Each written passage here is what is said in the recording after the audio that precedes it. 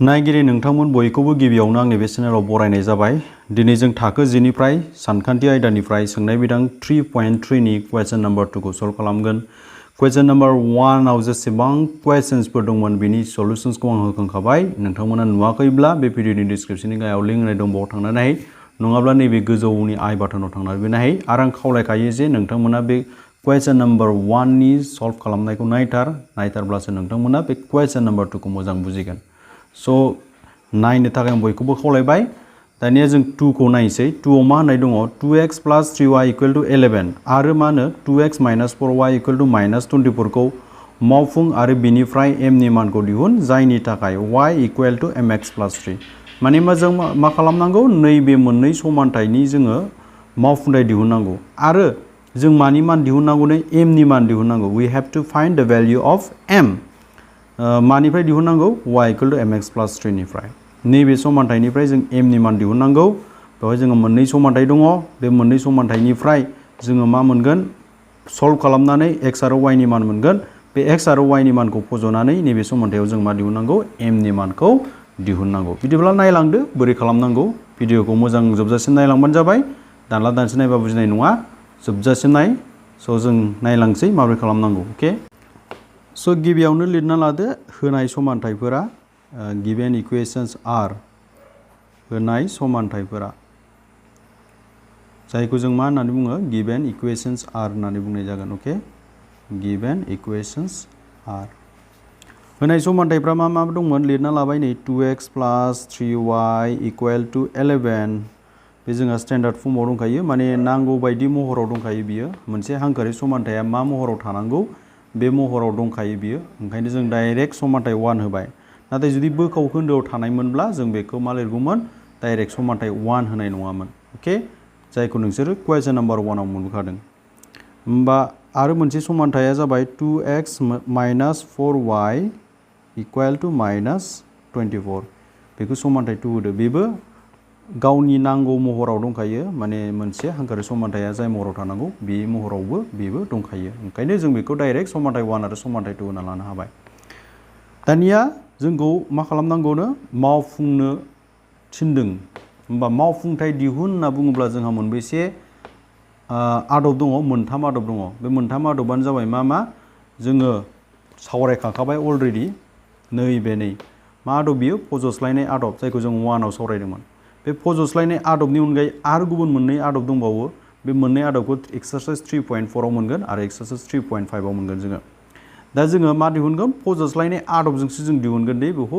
नाथाय नोङो एग्जामाव फज'स्लायनाय आदबजोंल' नङा, बै मोननै आं दंबावो होनदों जे मोननै आदब दंदेरबावो होनदों। मोनथाम आदबनि मादाव मोननै दंदेरबावो। बे मोननै आदबजोंबो नोंथाङा दिहुनना लानो हागोन। दायो फज'स्लायनाय आदबखौल'सो मोनदों नालाय, आं फज'स्लायनाय आदबजों नोंथांमोननो माबोरै सल्भ खालामनांगौ खिन्थालांसै। होमबा नायलांदो। फज'स्लायनाय आदबजों मावफुंथाय दिहुनहोयोब्ला जेब्लाबो समानथायफोरखौ लिरना लाग्रो, गिभेन इकुवेशन्स होननानै। ओमफ्राय जुदि बियो समानथाया स्टेन्डार्ड महराव दंखायोबा बेखौ डाइरेक्ट समानथाय 1 आरो समानथाय 2 होनानै ला। होमबा बेवहाय समानथाय 1 निफ्राय जों मा खालामगोन? समानथाय 1 निफ्राय फ्रम इकुवेशन 1, समानथाय 1 निफ्राय नोङो जायखिजाया मोनसे x नङाब्ला y, जायखिजाया मोनसे सोलायस्लुनि मान दिहुनना लादो। You have to find the value of any one variable. Okay? Just you find the value of any variable. Suppose आं दायो x भेरिएबलनि मा दिहुनसै? आङो मान दिहुनसै। अब्ला आं समानथाय 1 निफ्रायसो दिहुनगोन नालाय, होमब्ला आं मा खालामनांगोन? y खौ आङो 11 नि थिं लांनांगोन। माने 11आ जाय थावनियाव दङ बे साइडथिं आं लांनांगोन। अके? होमबा 3y खौ आं 11 थिं लांबा 3y आ मा जागोन? नोंसोरलाय मिथिखाबाय। प्लास मोनना बियो, बैथिं लांबा मा जागोन? माइनास। माने मा जागोन? समानथाय 1 खौ खनसे लिरना लाफिनबाय आङो सुबिदानि जानायनि थाखाय। होमबा आङो मा खालामनो नागिरदोंमोन? 11 थिंजाय 3y खौ लांबा नै 3y आ मा जाबाय? माइनास y जाबाय। सरि, माइनास जाबाय। होमबा सोरनि मान दिहुननांगौनो? जायखिजाया मोनसे सोलायस्लु। You have to find the value of any one variable.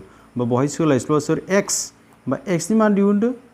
x नि मान दिहुनबा मा जागोन? नै 2 आ गाहायाव फैबाय। 2 जों x जों सानजाब जाना दंमोन नालाय, माल्टिप्लाइ जाना दंमोन नालाय, 2 आ गाहायाव थांसिगोन। बेखौ मा होनांगौमोन? समानथाय 3 होनांगौमोन।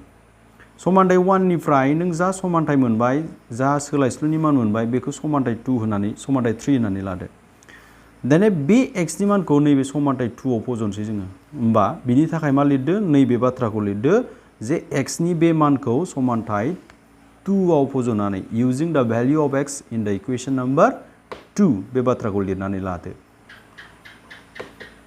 लिरनानै लाखांबाय दानिया फज'दोल' फज'नायनि सिगां समानथाइ 2 आव फज'गोन होनदों नालाय समानथाइ 2 खौ खनसे लिरना लाफिनसै लिरना लाफिनालासिनो डाइरेक्ट फज'बाबो जायो जेबो गोरा गैया ना बानायदो 2x minus 4y equal to minus 24 बियो मामोन नै समानथाइ 2 मोन आं दायो बेखौ लिरफिनबाय मानो समानथाइ 2 आव जोङो सोरनि नैबे x नि मानखौ फज'सिगोन होमबा 2 आ 2 नै ब्रेकेटखौ हो जेब्लाबो x नि माना बेसेबांमोन जास्ट मोननाय x नि मानखौ मोननायखौ फज'फैदोल' जेबो गोरा गैया नै जेबो गोरा गैया फज'फैबाय दै x नि मानखौ होमबाथ' नोंहा मा दङ नै आं जेब्लाबो बुंखाबाय थायो जे ब्रेकेट सिङाव थानाय आरो ब्रेकेटनि बाहेरायाव थानायजों मा जायो माल्टिप्लाइ जायो माने सानजाब जायो आरो सानजाबा बोरै जागोन नोंसोरथ' मिन्थिखायो बयबो बे 2 आ 2 नि गाहायाव मा दङ जेनेबा 1 दं नङा होमबा होमबा 2 आथ' बहा दङ गोजौआवसो दङ होमबा 2 नैबे मोनसे 2 आ मायाव दं गाहायाव दङ आरो ब्रेकेट बोखारबा मा जायो सानजाबलायनाय जायो माने नै ओरै जागोन 2 into गाहायाव दङ मा दं 2 दङ नै बिदि जाना दं बिसोर मोननैजों होमबा गोजौजों गाहायजों दाननो हायो जोंलाय मिन्थिखायो बेखौ बा 2 जों 2 दानबाय होमबा मा थाखो 11 minus 3y minus 4y मा थालांखो बेखौल' लिरदो लिरलांबायल' थादो बेहा लोगो मोनबाय नै नाथाय 11 आ लोगो गैया 11 आ लोगो नांगौबा नै बिथिंसो थांनांगोन बा 11 खौ आं बैथिं लांसै ओंखायनो बिसोर सानैजों मा जागोन लोगो जागोन ना सुथुर जागोन नायदो एनिमि जागोन ना लोगो जागोन मोननैबो माइनास माइनास गोनां लोगो जासिगोन गासै लोगो जानानै 7y जाबाय अके प्लास जाबाय होमबा 11 आ बैथिं लांबा मा जागोन माइनास 11 जासिगोन मानो माइनास 11 जागोन प्लास 11 मोनथ' होमबा बिसोर मोननैजों लोगो जासिगोन मानोबा मोननैबो माइनास होमबा मोननैबो माइनासबा बेसेबां जागोन लोगो जानानै माइनास 35 जागोन अके स' बिथिंबो माइनास दानजासिगोन मानो होनबा बिथिंबो हारसिं जाबाय खिन्थु लोगो थाबा डाइरेक्ट दाननो हाया दै जेनेबा नैबाव नै जों बे माइनासखौ दानहरनो हागोन होननानै मालाबाबो सानामोन मानो होनबा माइनास 24 आ माइनास 11 लोगो दंदेरो हारसिं थाबासो जों बेखौ मा खालामनो हायो दाननो हायो होमबा 7y इकुवेल टु मा थालांखो 35 थालांबाय नोङो सोरनि मान नांगौ y नि मानखौ लाखियोबा 7 आ गाहायाव फैबाय नै रानग्रा जाफैबाय therefore y इकुवेल टु बेसे मोनखो नोंलाय 5 35 खौ 7 जों डिभाइड खालामबा बेसे मोनो 5 नों मा मोनखो y नि मान मोनबाय बे y नि मानखौ नोङो नैबाव फज'दो नैबाव फज'दो होमबानो नों मानि मान मोनसिगोन x नङाब्ला नैबाव फज'दो होमबानो नों मानि मान मोनसिगोन x नङाबा समानथाइ 1 आव फज' आङो बहा फज'बा साबसिन जागोन बायदि मोनबाय समानथाइ 3 आव ओंखायनो आं समानथाइ 3 आव फज'नोसै y नि मानखौ ग्रोब फज'फैदोल' बिनि थाखाय नैबाव जेरै लिरदों बेबायदिनो लिरलांदो नै नायलां बे बाथ्राखौ लिर नै y नि बे मानखौ समानथाइ 3 आव फज'नानै using the value of y in equation number 3 okay so equation number 3 आव दंमोन x equal to 11 minus 3y by 2 दंमोन जोंहा समानथाइ 3 आव जों मोननाय समानथाइ 3 आ दे होमबा जास्ट फज'फैदोल' y खौ बेसे मोन्दोंमोन 5 मोन्दोंमोन नै ब्रेकेटनि सिङाव फज' बा बेसे जागोन बेलाय सरि बे 15 जागोन होमबा बे बेसेबां जागोन 2 जागोन दानिया नों नुबाय जे 3 जों 5 जों सानजाबनानै माइनास 15 मोनबाय आरो बे 11 बिसोर सानैजों मा जागोन दानख' जालायलायगोन माने साबट्रेक्सन खालामनांगोन जों बिसोरखौ मोनसेया प्लास मोनसेया माइनास नालाय होमबा बेसेबां जागोन बेवहाय माइनास 4 थागोन माइनास 4 बाय 2 15 निफ्राय 11 थांबा 4 थाया होमबा 2 जों 4 खौ डिभाइड खालामबा 2 होमबा मा थालांखो माइनास आरो 2 थालांबाय होमबा x नि मानखौ बेसे मोनखो माइनास 2 होमबा लिरदो जास्ट देयरफर दिहुननो गोनां माने रिक्वायर्ड सल्युशंस आर दिहुननो गोनां मावफुंथाय रिक्वायर्ड सल्युशंस आर x इक्वल टु माइनास 2 आरो y इक्वल टु बेसे मोन्दोंमोन 5 मोन्दोंमोन अके जास्ट बेखौ लिरना होदो दिस आर द रिक्वायर्ड सल्युशंस स' नोंहा गिबि कुवेशन्सखौ मावफुंखांबाय माने सल्भ खालामखांबाय नै मावफुंथाय दिहुनदोंमोन ना बेखौ खालामखांबाय दानिया मा दिहुननांगौ m नि मानखौ दिहुननांगौ m नि मानखौ बबेनिफ्राय दिहुननांगौ नै बेनिफ्राय दिहुननांगौ अके स' नायलांदो होमबा समानथाय होनाय समानथाया जाबाय मामोन y equal to mx plus 3 जों बेनिफ्राय मानि मान दिहुननांगौनो m नि मान दिहुननांगौ होमबा y खौ बेसे मोन्दोंमोन 5 मोन्दोंमोन नै फज'दो m आ m x आ बेसे मोन्दोंमोन x खौथ' जों -2 मोनबायना ब्रेकेटआव फज' होमबा मा जागोन m -2 बेजों ब्रेकेट बोखारबा मा जागोन -2m माल्टिप्लाइ जागोन माने सानजाब जागोन आरो होमबा जागोन m नि मान दिहुननांगौ ओंखायनो आं 3 खौ बिथिं लांसै